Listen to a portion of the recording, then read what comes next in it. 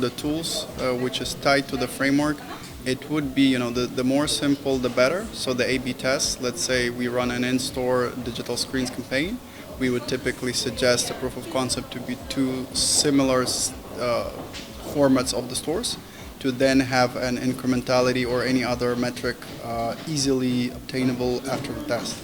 And then the sooner the results come, the easier it is for the decision makers to then justify within the organization that retail media actually works and it makes sense.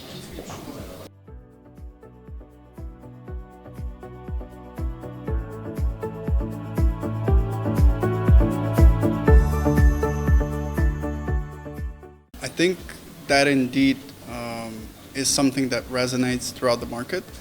What we've seen is starting with the basics and then trying to educate the market and being aligned as much as possible on the basics first. So as an example, I have top of my head, this would be the incumbent CPM, which is cost per impressions. And then this, if you dig deeper, doesn't mean the same thing in digital out of home, in the, let's say, omni-channel vendors that are present on the market. So another sort of metric, the common taxonomy and denominator that we've come up with as dentsu is CPTE, so cost per thousand emissions. And that was to kind of have the common denominator as a narrative and a clear explanation what is behind the campaign.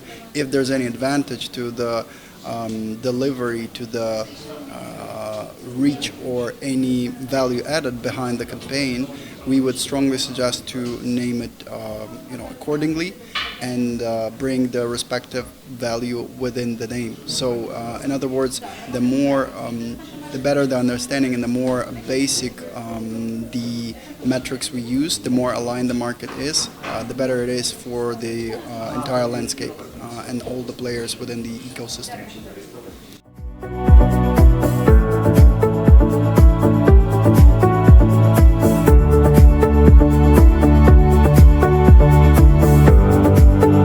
I think it's not a surprise that the main buzzword of 2025 and probably upcoming 2026 is the AI. So it used to be data is king, now AI is king.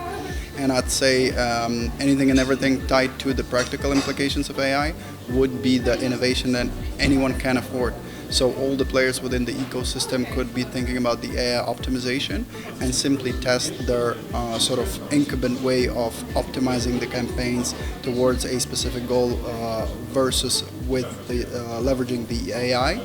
And another thing that is sort of the double-edged sword is the creative capabilities. So we see that and that's happening.